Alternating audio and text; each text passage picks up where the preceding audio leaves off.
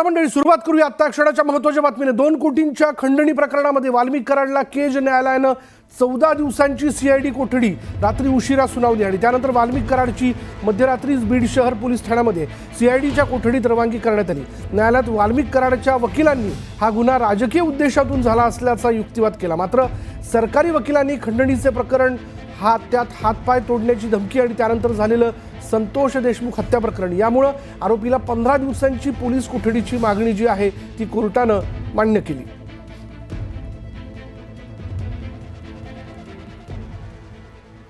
अधिक तपशील आपण जाणून घेणार आहोत। आमचे प्रतिनिधी सुरेश जाधव आता क्षणाला आपल्या बरोबर आहे। सुरेश, काय अपडेट? विशाल, 2024च्या शेवटच्या डिसेंबर महिन्यामध्ये जे संपूर्ण महाराष्ट्राला हादरवून टाकणारी घटना जी घडली होती, संतोष देशमुख हत्या प्रकरण आणि त्या अगोदर घडलेलं खंडणी प्रकरणातील जे आरोपी आहेत वाल्मिक कराड यांना हे काल पुण्यामध्ये शरण आल्यानंतर त्यांना रात्री उशिरा तब्बल 12-12:30 वाजता त्या ठिकाणी न्यायालयामध्ये हजर करण्यात आलं। सुनावणी देखील खूप उशिरापर्यंत चालली आणि त्यानंतर न्यायालयानं त्यांना 15 दिवसाची पोलीस कोठडी ठोठावली। विशेष म्हणजे युक्तिवाद करत असताना जे आरोपीचे वकील आहेत, गुट्टे नावाचे वकील, त्यांनी देखील युक्तिवाद करत असताना हा राजकीय उद्देशातून गुन्हा दाखल करण्यात आलेला आहे, त्यामुळे आम्हाला कमीत कमी कोठडी द्यावी अशा पद्धतीत देखील मागणी करण्यात आली होती। त्याचबरोबर बेलच्या संदर्भात देखील ॲप्लिकेशन करण्यात आलं होतं। मात्र न्यायालयानं एकूण आणि जे शासकीय वकील आहेत शिंदे यांनी ज्यावेळेस युक्तिवाद मांडला त्यावेळी हे जे सगळे संपूर्ण प्रकरणाची लिंकेज सांगितल्यानंतर मात्र या प्रकरणामध्ये वाल्मिक कराड यांना 15 दिवसाची पोलीस कोठडी सुनावण्यात आली आणि त्यांची रवानगी बीड शहर पोलीस ठाण्यामध्ये जे सीआयडीचं आता त्या ठिकाणचं ऑफिस आहे त्या ठिकाणी त्यांची रवानगी करण्यात आली। मात्र यानंतर महत्त्वाची दुसरी एक घटना पाहायला मिळाली, ती म्हणजे याच प्रकरणातील जे 4 आरोपी आहेत त्या 4 आरोपींची मध्यरात्रीच दुसरीकडे त्यांना हलवण्यात आलेलं आहे, कारण या दोन्ही आरोपींच्या संदर्भामध्ये कुठलाही संवाद होऊ नये आणि त्या दृष्टिकोनातून तपास जो करत असताना वेगवेगळ्या पद्धतीने तपास करता यावा या अनुषंगाने त्यांना देखील हलवण्यात आले। मात्र विशाल, जर आपण या प्रकरणामध्ये बघितलं तर आणखी 3 आरोपी फरार आहेत। जे हत्येचं प्रकरण संतोष देशमुख हे गाजत होतं त्यापैकी 3 आरोपी हे अद्याप फरार आहेत। त्यामधला सुदर्शन घुले हा जो काय मुख्य आरोपी आहे त्याच्या पकडण्याच्या दृष्टिकोनातून देखील वाल्मिक कराड यांना जी सीआयडी कोठडी आहे ती महत्त्वाची होती अशा पद्धतीने देखील रात्री सुनावणीमध्ये मांडण्यात आलं। आणि आता या प्रकरणामध्ये जर आपण बघितलं तर वाल्मिक कराड यांची कसून चौकशी केली जाणार आहे। एकंदरीतच अवादा कंपनीला ज्या पद्धतीने 2 कोटी रुपयाची खंडणी मागितली होती, तर या प्रकरणाचे जे व्यवहार आहेत, आर्थिक हितसंबंध आहेत, त्याचबरोबर त्यांचे अकाउंट आणि त्यांची संपत्ती जप्तीच्या संदर्भात देखील सीआयडीनं न्यायालयामध्ये पत्र दिलं होतं। त्यामुळे एकंदरीतच या संपूर्ण ज्या काही चौकशीचा फेरा आहे हा वाल्मिक कराड यांना 15 दिवस सहन करावा लागणार आहे आणि 15 दिवसामध्ये त्यांच्याकडून या प्रकरणाच्या संदर्भात काय काय इनपुट्स मिळतात हे देखील सीआयडी आता तपासणार आहे। विशाल, धन्यवाद सुरेश या सगळ्या तपशिलाबद्दल। आणि आता इतरही घडामोडी अगदी झटपट सुरुवात करूया।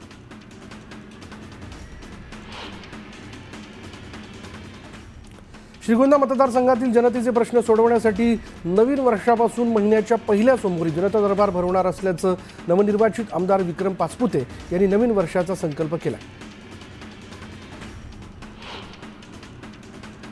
मुंबईत घराचं स्वप्न साकार करण्यासाठी म्हाडा प्रयत्न करत असून नव्या वर्षामध्ये 2,500 ते 3,000 घरांची लॉटरी काढण्याचं नियोजन आहे।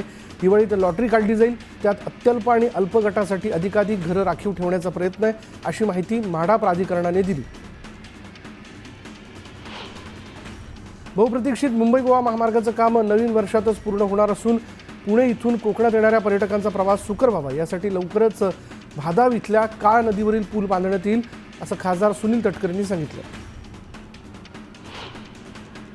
उपमुख्यमंत्री एकनाथ शिंदेंनी रक्तदान करत नवीन वर्षाची सुरुवात केली। रक्तदानानेच आपल्याला दुसऱ्याचा जीव वाचवता येतो, आरोग्य सेवा हीच ईश्वर सेवा आहे, अशी प्रतिक्रिया यावेळी उपमुख्यमंत्री एकनाथ शिंदेंनी दिली।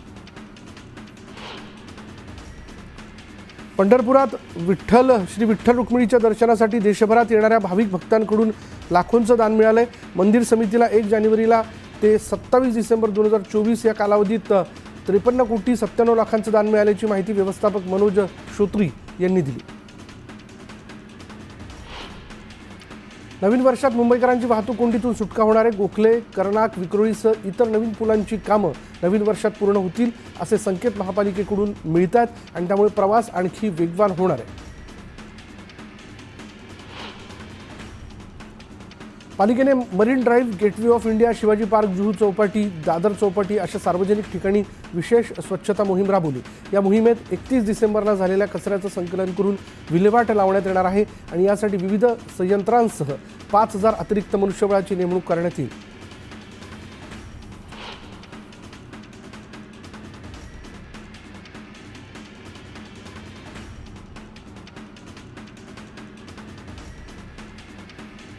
रंगाने हिरवट, चवीला गोड आणि आवळ्यापेक्षा मोठ्या आकाराच्या ॲपल बोरांची सध्या बाजारात चलती आहे.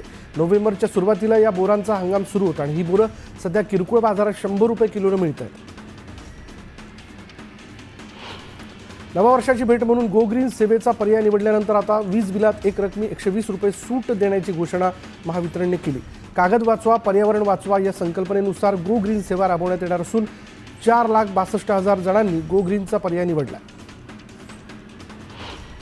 पावसाळ्यापूर्वी नालेसफाई जलद गतीनं व्हावी यासाठी ठाणे महापालिकेने 6 कोटींचा रोबो आणला. मात्र कोट्यवधींचा हा रोबो 3 वर्षांपासून धुळकात पडला असून साफसफाईसाठी वाहनांवर लाखो रुपयांची उधळपट्टी सुरू आहे.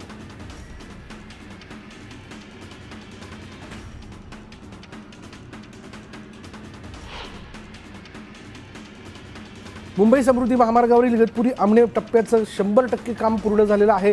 अखेरच्या टप्प्यातील कामं पूर्ण होताच मार्चमध्ये वाहतूक सेवा सुरू करण्याचे महाराष्ट्र राज्य रस्ते विकास महामंडळाचं नियोजन आहे आणि त्यामुळे नव्या वर्षात नागपूर मुंबई प्रवास अतिवेगवान केवळ 8 तासांचा होणार आहे.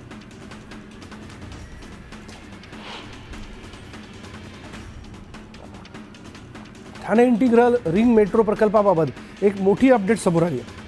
ठाणे इंटिग्रल रिंग मेट्रो प्रकल्प कॉरिडॉरसाठी जिओ टेक्निकल इन्व्हेस्टिगेशन सुरू करण्यात आलेलं आहे आणि हा महत्त्वाकांक्षी कॉरिडॉर 29 किलोमीटरचा असून यात 22 स्थानकं असणार आहेत. तर यातील 2 स्थानकं भूमिगत असणार आहेत. 2029 पर्यंत ही मेट्रो ठाणेकरांच्या सेवेत दाखल होऊ शकते. 2024 हे वर्ष आत्तापर्यंतचं सर्वात उष्ण वर्ष ठरलं आहे.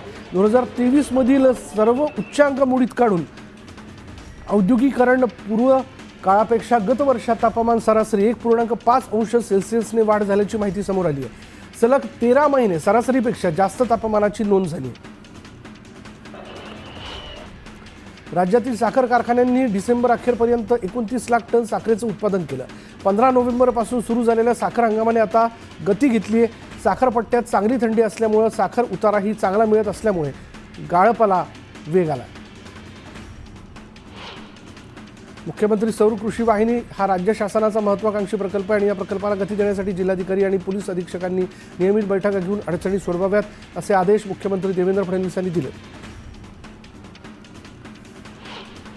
महाराष्ट्रातील नवी मुंबई आणि उत्तर प्रदेशातील नोएडामध्ये लवकरच नवीन आंतरराष्ट्रीय विमानतळ सुरू होतं आहे. अशातच केंद्र सरकारनं विमानतळांच्या सुरक्षेसाठी 2800हून अधिक केंद्रीय औद्योगिक सुरक्षा दलाचे कर्मचारी मंजूर केलेत. यात नवी मुंबई विमानतळासाठी 1840 पदांचा समावेश आहे.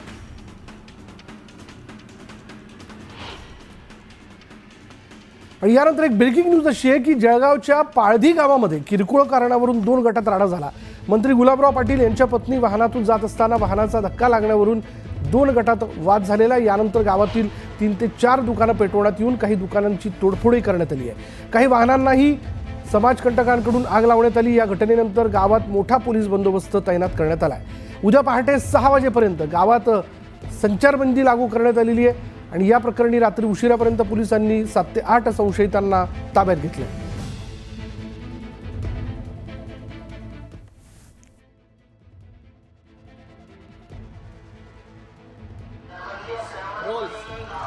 थर्टीफर्स्टच्या रात्री पारधी गावामध्ये किरकोळ वादातून दंगल उसळली.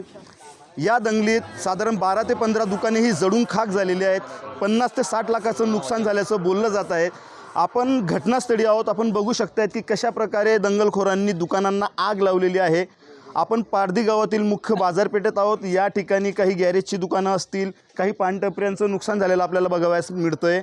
आपण काही दुकानदारांशी देखील बोलणार आहोत की नेमकं रात्री काय घडलं.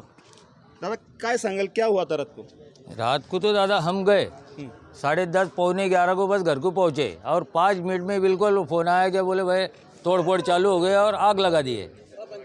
पूरा नई दुकान बनाया था मेरा, पूरा फर्नीचर वगैरह फ्रीज गिरी. किती नुकसान झालंय आपलं? नुकसान तो कम से कम 10 लाख का नुकसान है दादा. कसली दुकान होती आपली? पानटपरी काय जनरल सांगाल, आपलं काय होतं? सर अपनी दुकान है सर जी.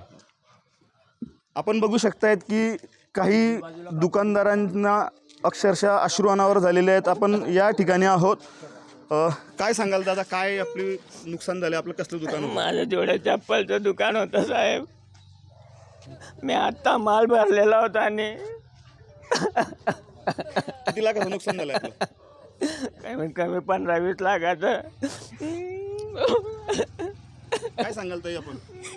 गेलं ना, सगळं गेलं, आता काय बोलणार? काय बोलणार आहे? काय आधार आहे आम्हाला? तेच एक आधार होतं. आता तर आम्ही रस्त्यावर गेले. त्याच्यावरतीच आमचं सगळं उठणं बसणं होतं.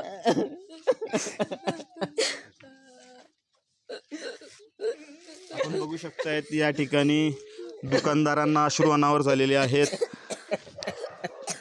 आपण आणखी काही दुकानदार आहेत, आपण त्यांच्याशी बोलणार आहोत की काय नेमकी घटना काय होती आणि कसा हा घटना वाद का झाला तो होता. हमें नहीं पता। जैसे घटना हुई थी तो हम दुकान पर ही थे, हमें फोन आया कि दुकान बंद कर लो। जैसे हम घर पे गए तो हमें फिर से फोन आया कि आपकी दुकान जला दी गई।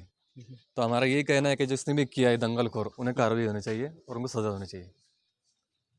और हमारी जो है भरपाई पूरी पूरी हमें चाहिए, 5 से 6 लाख जो भी है हमें चाहिए। ठीक है। दुकानदारांची मागणी आहे की आम्हाला भरपाई मिळाली पाहिजे. आपण काही नागरिक आहेत, आपण त्या नागरिकांशी ही चर्चा करणार आहोत की नेमकं रात्री काय घडलं होतं.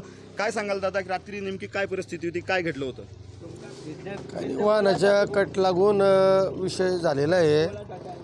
दोघंही गट एकमेकाला भिडले, कोणी कोणाच्या ऐकण्याच्या याच्यात नव्हतं आणि त्याच्यामध्ये लोकांचे दुकानाची जाळपोळ या ठिकाणी झालेली आपण बघताय. आपण बघू शकतायत की पारधी गावात आता उद्या सायंकाळपर्यंत संचारबंदी देखील लागू केलेली आहे.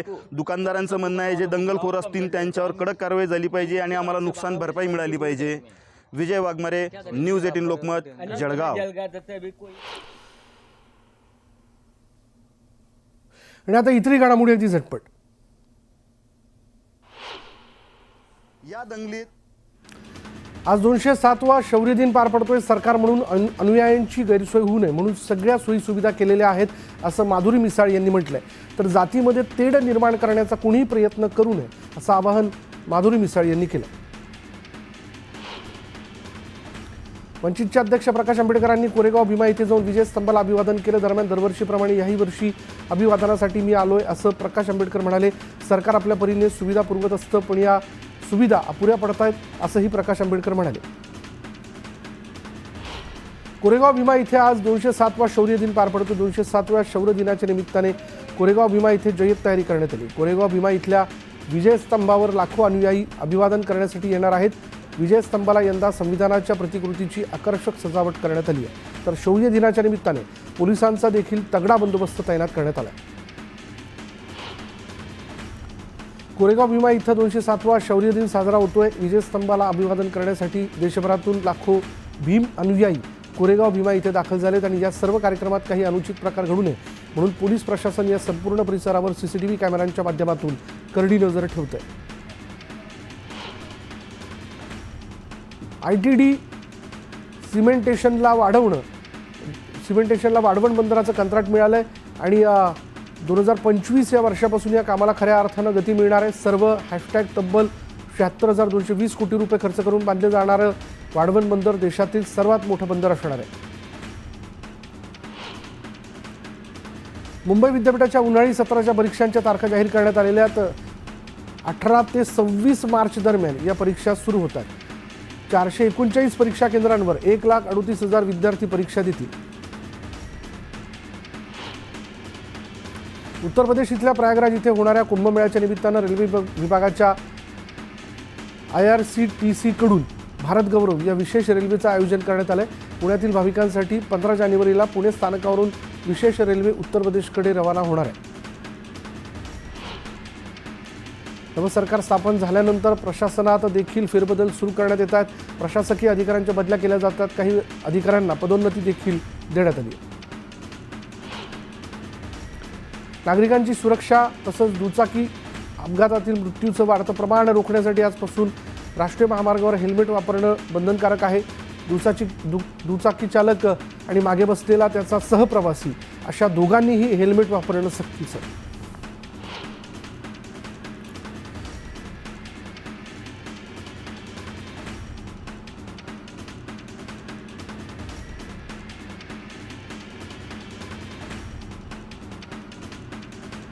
ठाणे शहरातील घुडबंदर इथे मोठ्या प्रमाणात पाणी टंचाईची समस्या भेडसावते. आणि या समस्येविषयी मुंबई पालिकेचे अधिकारी आणि आमदार केळकर यांच्यात बैठक झाली. बैठकीत ठाणे शहराला मिळणाऱ्या 50 दशलक्ष लिटर पाणी पुरवठ्यापैकी 50 MLD पाणी पुरवठा करण्याबाबत हालचाल सुरू झाली. उशिरा झालेला धान्य पुरवठा तसंच ई-पॉस मशीनमधील तांत्रिक अडचणींमुळे डिसेंबरचं धान्य वितरण रखडले. परिणामी राज्यातील अनेक जिल्ह्यांमधील सुमारे 24 लाख शिधापत्रिकाधारकांना धान्य मिळालेलं नाही. किनवटचे माजी आमदार प्रदीप नाईक यांचं निधन झालं. आज पहाटे हृदयविकाराच्या झटक्यानं हैदराबाद इथे त्यांचं निधन झाल्याचं कळतंय. प्रदीप नाईक 2004 ते 2019 असे सलग 3 वेळा किनवटचे आमदार होते.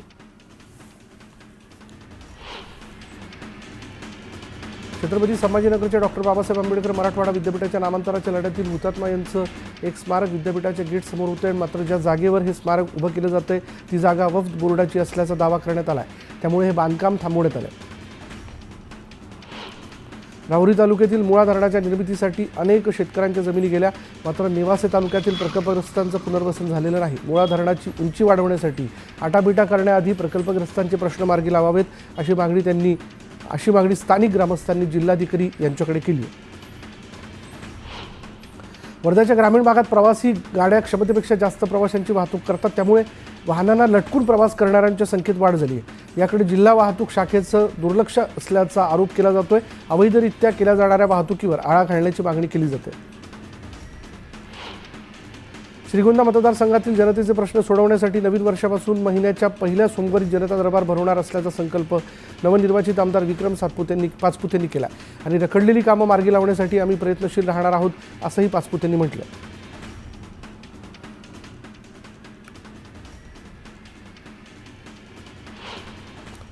कोरेगाव भीमा इथल्या विजयस्तंभ अभिवादन सोहळ्यासाठी मोठ्या संख्येनं नागरिकांची गर्दी झाली आहे. अभिवादन सोहळ्यासाठी मोठ्या संख्येने अनुयायी आलेले आहेत. 2 दिवस होणाऱ्या सोहळ्याकरता जवळपास 8 ते 10 लाख अनुयायी येणार असल्याचा अंदाज व्यक्त करण्यात आला आहे. पुणे नगर महामार्गावरील वाहतूक कोंडी टाळण्यासाठी वाहतूक मार्गातही बदल करण्यात आला आहे.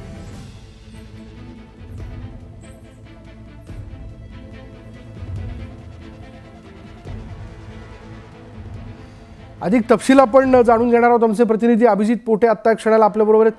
अभिजित, दरवर्षीप्रमाणे याही वर्षी सगळ्या भीम बांधवांची मोठी गर्दी तिथं दिसून येते का?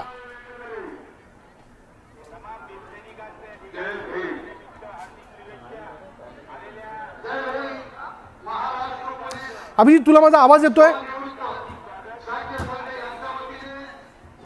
नक्कीच आपण पाहतोय की आज खरं तर पुणे जिल्ह्यातील कोरेगाव भीमा येथे जे शौर्य दिन आहे त्याचा उत्साह मोठ्या प्रमाणात पार पडतोय. राज्यभरातून अनुयायी जे भीम अनुयायी आहेत ते यायला सुरुवात झालेली आहे. नुकतंच खरं तर महार रेजिमेंटकडून आणि पुणे पोलीस दलांकडून विजयस्तंभाला अभिवादन करण्यात आलेलं आहे. पुणे पोलीस दलाचे सर्व अधिकारी अभिवादनाला खरं तर उपस्थित होते आणि जे रेजिमेंट आहे त्या बँड पथकाकडून रेजिमेंटच्या बँड पथकाकडून खरं तर मानवंदना जी आहे ती देण्यात आलेली आहे. सर्व अनुयायी आता राज्यभरातून आणि देशभरातून इथे दाखल व्हायला सुरुवात झालेली आहे. आज सकाळपासून लाखो अनुयायी हे अभिवादनासाठी दाखल झालेले पाहायला मिळतात. पोलिसांचा चोख बंदोबस्त या सगळ्या परिसरात ठेवण्यात आलेला आहे. नुकतंच पुणे पोलीस दलाकडून देखील या विजयस्तंभाला अभिवादन करण्यात आलेलं आहे. त्यासह खरं तर मोठा सगळा बंदोबस्त आहे. आपल्यासोबत पुणे पोलीस आयुक्त अमितेश जी कुमार आहेत. सर, क्या बताना चाहोगे? सुबह से इतनी सारी भीड़ है, क्या बंदोबस्त है? आपने भी अभिवादन किया है? बहुत स्मूथली बंदोबस्त चल रहा है. जो भी अनुयायी आ रहे हैं उनकी सुविधा के लिए प्रशासन की तरफ से बहुत विस्तृत उपाय योजना की गई है और यहाँ पे जो आयोजक हैं उनका भी बहुत सहकार्य है. सभी संगठन का सहकार्य है. हमें पूरा विश्वास है कि ये पूरा जो भी अनुयायी राज्य और देश के अलग अलग भाग से आए हैं उनको सभी सोई सुविधा के साथ उनकी यहाँ पे स्तंभ को वो अभिवादन कर पाएंगे. सर, लोगों को क्या मैसेज देना चाहोगे? मैं सभी को शांति सुव्यवस्था बनाए रखने के लिए आह्वान करता हूँ. जो हमारा संविधान है, जो डॉक्टर बाबा साहब अम्बेडकर ने संविधान दिया है, उसके वजह से आज देश इतनी प्रगति कर रही है. लोग संविधान पे भरोसा रखें. डॉक्टर बाबा साहब अम्बेडकर का जो प्रिंसिपल्स है, जो आइडियलिज्म है, उसको लोग फॉलो करें. अपने आप सभी विषय का हल निकलेगा. पुणे पोलीस आयुक्त आपल्यासोबत होते. त्यांनी देखील मानवंदना जी आहे ती खरं तर अर्पण केलेली पाहायला मिळते. सकाळपासून लाखो अनुयायी आता या खरं तर कोरेगाव भीमाच्या या विजयस्तंभावरती दाखल व्हायला सुरुवात झालेली आहेत. सरकारमधून अनेक मंत्री असतील, खरं तर अनेक नेते असतील, आमदार खासदार असतील, त्यांनी देखील विजयस्तंभाला अभिवादन केलेलं आहे. आणि नुकतंच राष्ट्रगीत संवाद देखील या ठिकाणी पार पडलेलं पाहायला मिळते. आज दिवसभर ही गर्दी जी आहे ती अशीच राहणार आहे आणि त्यामुळं प्रशासनानं देखील चोख बंदोबस्त या सगळ्या ठिकाणी जो आहे तो ठेवलेला पाहायला मिळतोय. धन्यवाद अभिजित या सगळ्या आत्तापर्यंतच्या माहितीबद्दल. आणि या सोहळ्याकरता, आजच्या या अभिवादन सोहळ्याकरता म्हणून मोठ्या संख्येनं भीम बांधव जे आहेत ते आज दिवसभर तिथे उपस्थिती लावणार आणि याबद्दलचे अपडेट आपण अशाच पद्धतीने पुढेही जाणून घेत राहू. आणि आता इतरही घडामोडी अगदी झटपट सुरुवात करूयात. सोयाबीन खरेदी नोंदणीची मुदत 7 दिवसांनी म्हणजे 6 जानेवारीपर्यंत वाढवण्याचा निर्णय घेण्यात आला आहे. नोंदणी केलेल्या शेतकऱ्यांच्या सोयाबीनची खरेदी नाफेड आणि NCCF यांच्यामार्फत 12 जानेवारीपर्यंत केली जाणार आहे. लाल कांद्याची सोलापूर बाजारात 36,000, नाशिक जिल्ह्यात 1 लाख क्विंटल तर अहिल्यानगर जिल्ह्यामध्ये 15,000 क्विंटलची आवक झाली. तर राज्यात जवळपास 2,30,000 क्विंटलची आवक झालेली आहे. लाल कांद्याला कमीत कमी 1400 रुपयांपासून ते 2,650 रुपयांपर्यंत सरासरी दर मिळाला. आजपासून जळगावमध्ये राष्ट्रीय महामार्गावर हेल्मेट सक्ती करण्यात आली. जळगावचे पोलीस अधीक्षक डॉक्टर माहेश्वर रेड्डी यांनी हा आदेश जारी केला. ऑनलाईन खरेदी दरम्यान मोबाईल बॉक्समध्ये मोबाईलऐवजी साबण मिळाल्याचा प्रकार रावेरच्या तांदळवाडीमध्ये उघडकीस आला. सुनील पाटील असं फसवणूक झालेल्या व्यक्तीचं नाव आहे. 12,500 रुपयांच्या मोबाईल जो होता त्यांनी ऑनलाईन ॲपवरून ऑर्डर केला होता.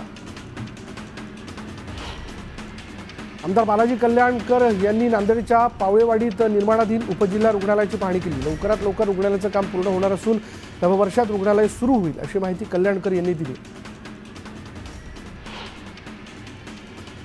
दोडामागच्या तिलारी खोऱ्यात टस्कर हत्तीची दहशत पसरली. दिवसाढवळ्या हत्ती रस्त्यावर फिरत असल्यानं नागरिकांमध्ये भीतीचं वातावरण पसरलं.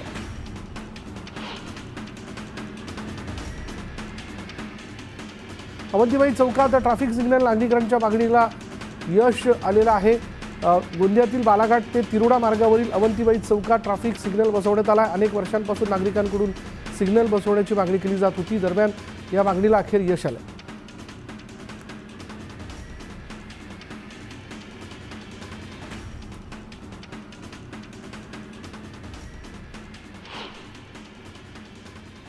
यानंतर थेट जाणार आहोत आपण साईनगरी अर्थात शिर्डीमध्ये. लाखो भाविकांचं श्रद्धास्थान असलेली साईनगरी भक्तांच्या गर्दीने फुलून गेली आहे. नवीन वर्षाची सुरुवात साई दर्शनाने करण्याकरता देश विदेशातून साई भक्त शिर्डीत दाखल झालेले आहेत. नववर्षाच्या स्वागताचा मोठा उत्साह शिर्डीत बघायला मिळत असून साई नामाच्या जयघोषाने शिर्डी नगरी दुमदुमून गेली आहे. साई मंदिर परिसरातून आढावा घेतलाय आणि दर्शन घेऊन मंदिराबाहेर आलेल्या भक्तांशी संवाद साधलाय आमचे प्रतिनिधी हरीश डिमोटे यांनी. साई दर्शनाने आपल्या नवीन वर्षाची सुरुवात करताना दिसत आहेत. मी आता मंदिर परिसरामध्ये आहे आणि हे जे भक्त दिसत आहेत हे साईबाबांचं दर्शन घेऊन बाहेर पडताना दिसत आहेत. सर्वांना दर्शन मिळावं यासाठी रात्रभर मंदिरे खुलं होतं आणि देश विदेशातील हे सगळे साई भक्त आज साई चरणी साई समाधीवरती नतमस्तक होताना दिसत आहेत. आपण जर बघितलं तर साई मंदिर परिसर हा जो आहे तो सगळा भक्तांनी गजबजून गेलेला आहे आणि हीच स्थिती जी आहे ती शिर्डी नगरीमध्ये आहे. काही साई भक्त आपल्या सोबत आहेत, आपण त्यांच्याशी देखील बोलूया. खरं तर नवीन वर्षाच्या सुरुवातीला अनेक जण पार्ट्या करतात, इतर ठिकाणी पर्यटन स्थळी जातात, मात्र तुम्ही साई दर्शनाने सुरुवात करताय नववर्षाची, काय भावना आहे? सबका मालिक एक त्या उक्तीप्रमाणे सर्वांची श्रद्धा इथं आहे. नवीन वर्षाला सरत्या वर्षाला निरोप देऊन आज राम पहारी आम्ही सर्व मित्रमंडळी या ठिकाणी साईबाबाच्या दर्शनाला आलेलो आहोत. बाबाचं दर्शन घेऊन इतकं नवीन वर्षाची सुरुवात करत आहोत. सकाळी मनाला एकदम शांती आणि नवीन वर्षाचे ध्येय बाबाला सांगून आम्ही या ठिकाणून एक विचार घेऊन या साईनगरीतून जात आहोत. आम्ही दरवर्षी नवीन वर्षाची सुरुवात शिर्डी साईबाबाला दर्शन घेऊन सुरुवात करतो. मी गेली 20 वर्षापासून दरवर्षी नवीन सुरुवात इथून करतो. तर मुलाला जो आनंद होतो ना तो आनंद आम्हाला शिर्डीमध्ये बाबांच्या चरणी आल्याच्या नंतर होतो. नवीन वर्षाचा पहिला दिवस आणि पहिली सकाळ ही बाबांच्या चरणी गेल्याच्या नंतर संपूर्ण वर्षभर अंगामध्ये जी ऊर्जा मिळते ना ती ऊर्जा आम्हाला पूर्ण आयुष्यभर अशीच बाबांची आम्हाला लाभो हीच फक्त प्रार्थना. म्हणजे माझं मनापासून इच्छा आहे आणि मी नेहमी तेच करणार आणि खूप बरं वाटतं आणि पूर्ण वर्ष खूप चांगलं जातो. जर इथे आलं नाही पहिल्या दिवशी खूप आणि जे मी काम करते त्याच्यामध्ये मला सक्सेस मिळते जर इथे मी आले तर. आणि आता इतरही बातम्या अगदी झटपट.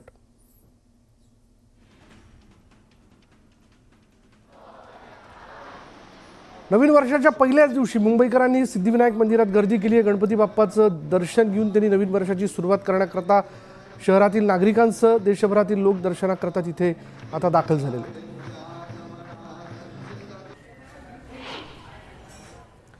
सोलापूरचं ग्रामदैवत सिद्धरामेश्वर मंदिराला नववर्षाच्या निमित्ताने आकर्षक विद्युत रोषणाई करण्यात आली आहे. सिद्धेश्वर मंदिराजवळील तलावातही विद्युत दिवे बसवण्यात आले. सिद्धेश्वर मंदिरात भाविकांची पहाटेपासूनच दर्शनाकरता गर्दी बघायला मिळते.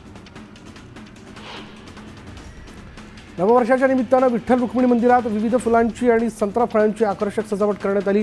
श्री विठ्ठल गाभारा, श्री रुक्मिणी गाभारा, श्री संत ज्ञानदेव पायरी परिसरात झेंडू, शेवंती, तोरण आणि कमानी लावण्यात आलेल्या आहेत. तर 5000 नग संत्र्यांचा वापर करून आकर्षक सजावट करण्यात आली. नववर्षाची सुरुवात भाविक साई दर्शनाने करतात, त्यामुळे नागपूरच्या वर्धा रोडवरील साई मंदिराला आकर्षक फुलांची सजावट करण्यात आली. तसंच विद्युत रोषणाई करण्यात आली. मंत्री गुलाबराव पाटलांनी नवीन वर्षाची सुरुवात देवदर्शनाने केली. नाशिकच्या वणीतील सप्तशृंगी गडावर जाऊन सप्तशृंगी मातेचं दर्शन घेतलं.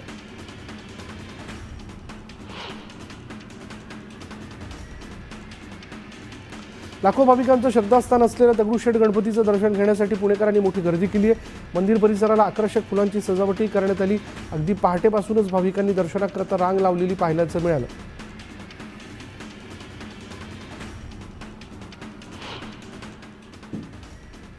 आणि नववर्षाचा पहिला दिवस आणि या पहिल्या दिवसाच्या निमित्ताने घडणाऱ्या वेगवेगळ्या घडामोडी, अगदी सकारात्मक घडामोडी आम्ही आपल्यापर्यंत पोहोचवतोय. अशाच पद्धतीने घडामोडींचा हा वेग जो आहे तो कायम राहणार आहे. त्या देखील आपल्याला पुढल्या बुलेटिनमध्ये जाणून घ्यायच्यात. आणि खास करून जर आपण लक्षात घेतलं तर आज नववर्षाची सुरुवात जी आहे ते सगळेच आम्ही सगळेच देवदर्शनाने करताना दिसतोय.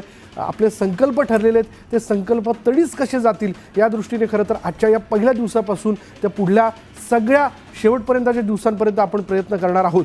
पण शिवाय न्यूज 18 लोकमत जे खरं तर कायम ठाम असतं बातमीच्या बाबतीत, म्हणजे थेट आणि अचूक बातमी पोहोचवण्याच्या संदर्भातला संकल्प जो आहे तो आमचा या वर्षात देखील कायम असणार, यात कोणत्याही प्रकारची शंका नाही. चला